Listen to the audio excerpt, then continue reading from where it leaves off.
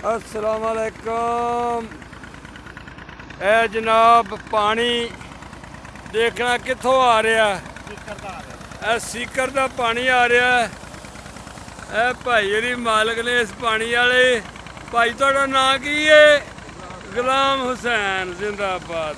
अब पैली सारी थोड़ी है? हाँ जी, ये जनाब मालक ने इस पैली दे कमाल शमाल दे पानी पिछों पीटर तो आ रहा।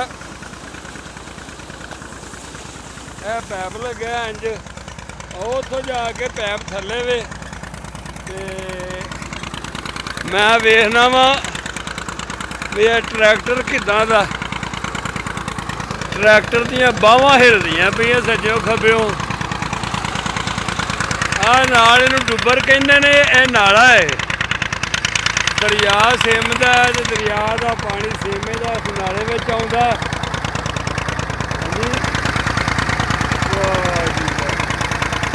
ट्रैक्टर तो सीट कली होंदा लैन दे ही है।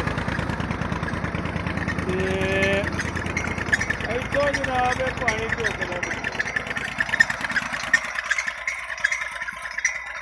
जनाब ये लगी है खोखन जरा सारा।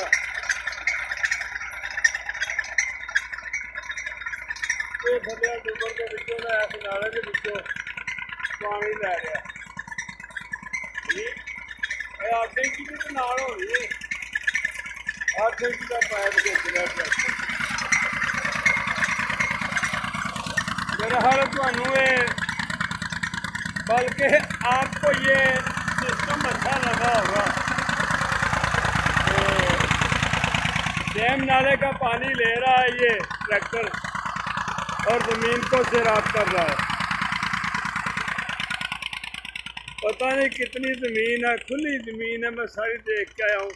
ये कमाल खड़े हैं जी, जिनसे गुड़ वगैरह बनता है ना। इधर कमाल खड़े हैं सारे।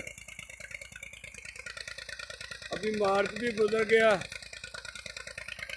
आज वज़ीर आज़म इमरान खान के उतरने का पहला दिन है। आज उसके बगैर मुल्क चल रहा है। इमरान खान के बगैर मुल्क चल रहा है। अच्छा या बुरा जैसे भी है। हज़ारों वज़ीर आज़म आए, हज़ारों चले गए। ना बदली है ना बदलेगी हुकूमत मेरे मौला की। ऐसी एक बूटा सी ना। 1 2 3 4 5 6 7 8 9 10 11 12 13 14 15 ते 16 गंडे ने। सही है, थोड़े ने, बिल्कुल सही है। हाल फेर लिया जाए तो बड़ा बहुत ज़्यादा कमाल है जी। यहाँ पर गन्ने के दरख्त बहुत ज़्यादा उगाए हैं आपने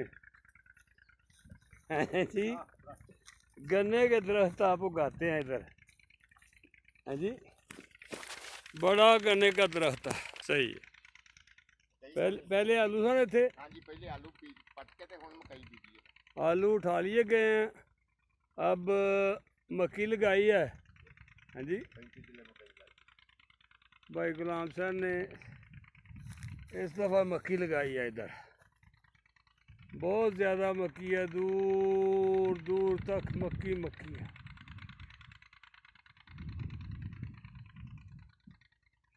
इस जंगल में तो हजामत करने वाला भी कोई नहीं आता। कोई नहीं आता भाई, कोई नहीं। अभी जो टाइम लगना उधर नहीं जा। इस जंगल में हजामत करने वाला कोई नहीं आता, शेव करने वाला, कटिंग करने वाला। हाँ जी, हाँ जब घर पे जाएंगे तो ये पानी जा रहा है खाल का। माशाल्लाह बहुत अच्छा सिस्टम है आपका। फसल बोने का तरीका सारा बहुत आला है। हाँ जी, पानी के मसाइल हैं कहीं कहीं और ज़मीन बहुत अच्छी है माशाल्लाह।